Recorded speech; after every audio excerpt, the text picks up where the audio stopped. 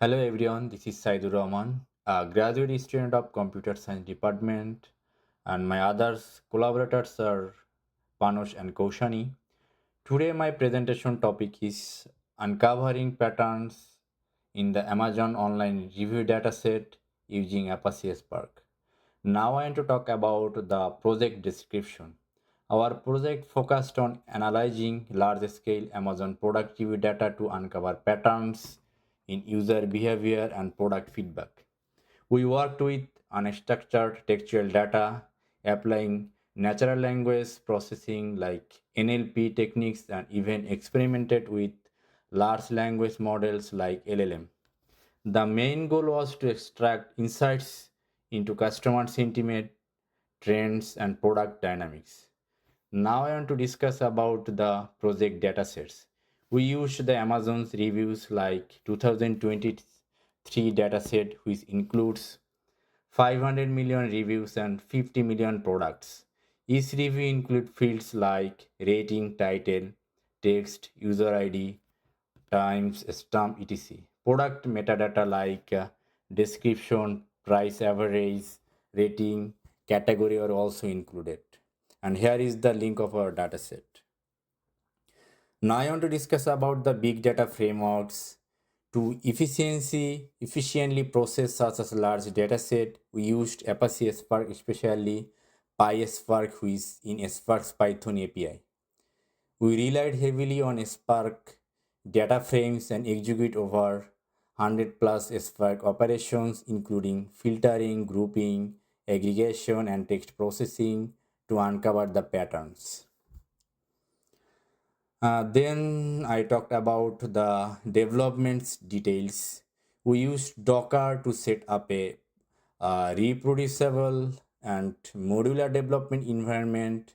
This allowed us to run a Spark master, multiple Spark workers, and large language servers like LLM server for optional text summarization or sentiment classification.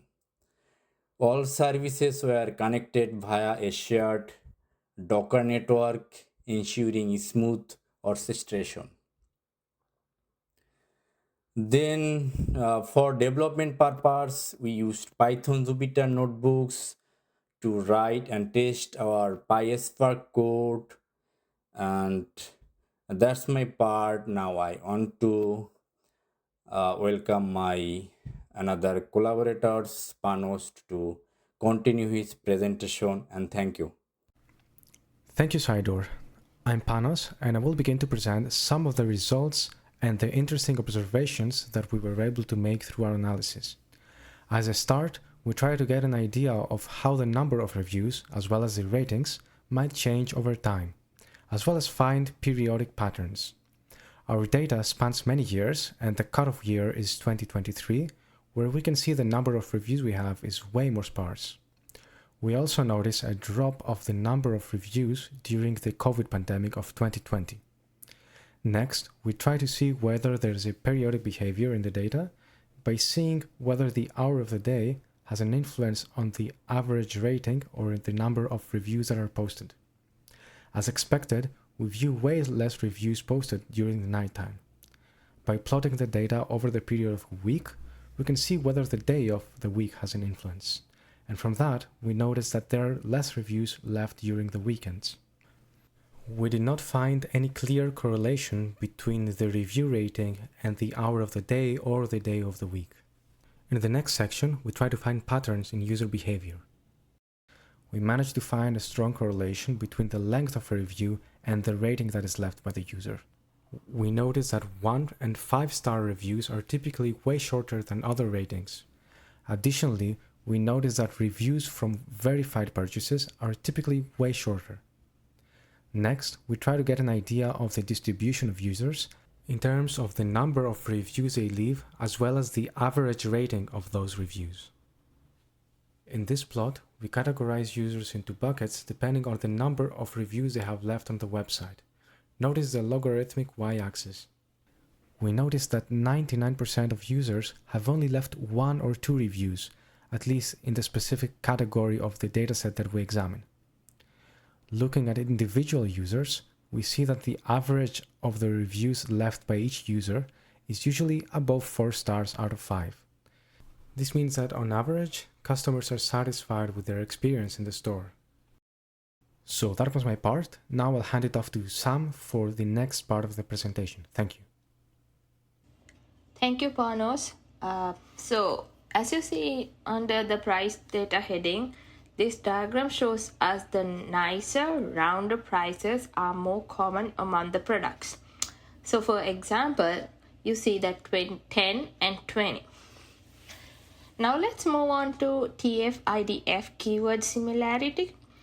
TF-IDF is a method to measure the importance, uniqueness of each word relative to the whole corpus. We use TF-IDF to extract keywords from the review text and the product description. TF-IDF requires that each word can be replaced by its index in the global vocabulary. This effectively creates a vector embedding which can be used to measure the vocabulary similarity between the texts. Moving into LLM enhanced analysis, we created custom prompts for the LLM to perform certain tasks with review product description text. The LLM outputs its answer in a structured format so we can process our dataset in an automated fashion.